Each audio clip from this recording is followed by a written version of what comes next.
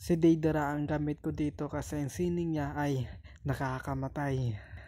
At si Rockly umikot na parang buhawi, kaya sa akin nakabawi. Pero hindi naman ako tanga para hindi gumanti.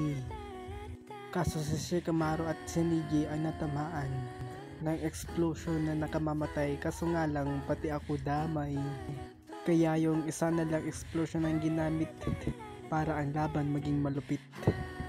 Dito muna ko tapos tago at tatakbo para magawa ko ulit.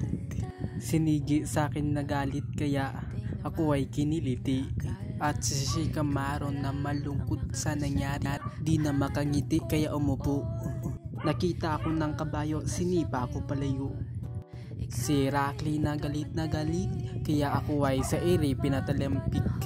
Pati si Shikamaru ng trap kaso di nila kaya ko. Naman yung eksena kaya yung dalawa nakahiga.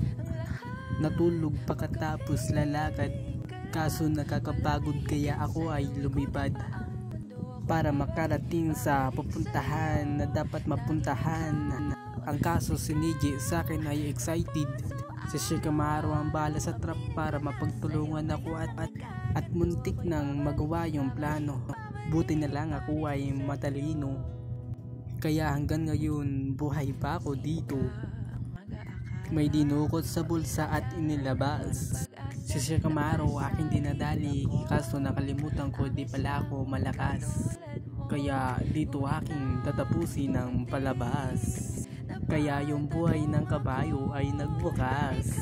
Nakakapagod talaga maglakad sobra.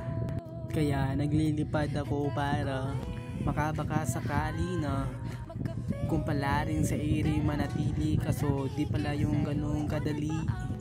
Kaya aking inulit muli.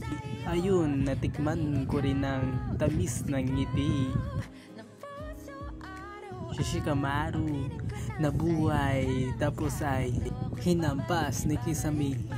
Pinilit na manalo kaso di kaya. Kaya may kinalagyan siya kay Shikamaru. Panalo sana sila dyan kung kami yung natalo.